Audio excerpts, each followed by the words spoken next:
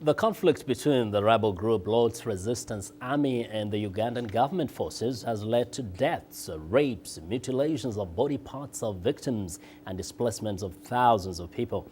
There are efforts by non-governmental organizations and individuals to help alleviate the suffering of the victims of that conflict. One such is Angella Katatumba, a singer and a philanthropist.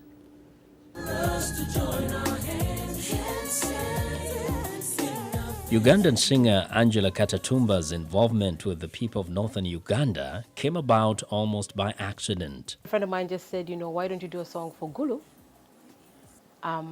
There's a Gulu walk that's going on, and why don't you do a song? And Katatumba had never paid much attention to the goings-on in Gulu, a town in northern Uganda ravaged by the LRA insurgency.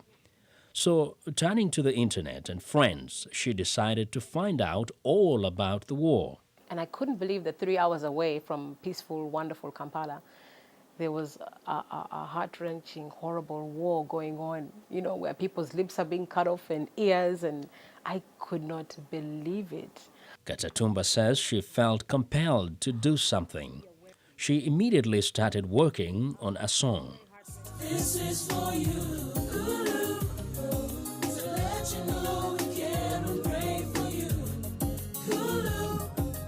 That song, For You Gulu, represents a special connection for Katatumba.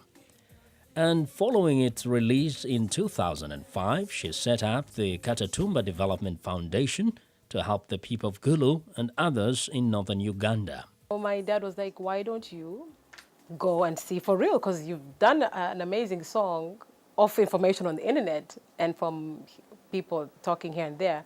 But why don't you go and see for yourself? And when you go visit people, go with something.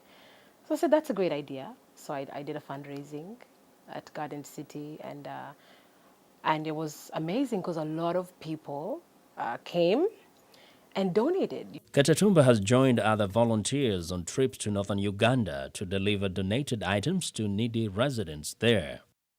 She recalls one visit in particular. That night, we visited the night commuter camps.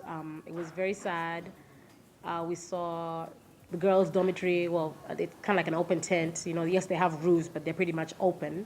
And the boys' tent, the girls' tent, there were about 80 girls sleeping on top of each other.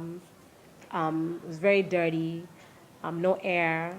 The smell, I must say, was horrible. UNHCR reports that the fighting in northern Uganda has forced more than 1.6 million people from their homes.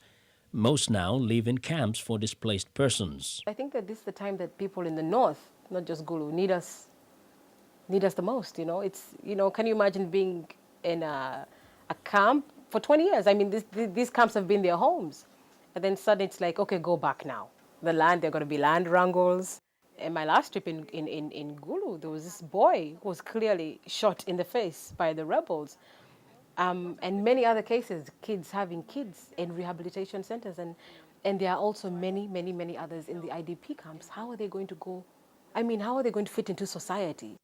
Katatumba says that's her current project, raising funds so that she can provide a safe place where the victims of the fighting in northern Uganda can rebuild their lives.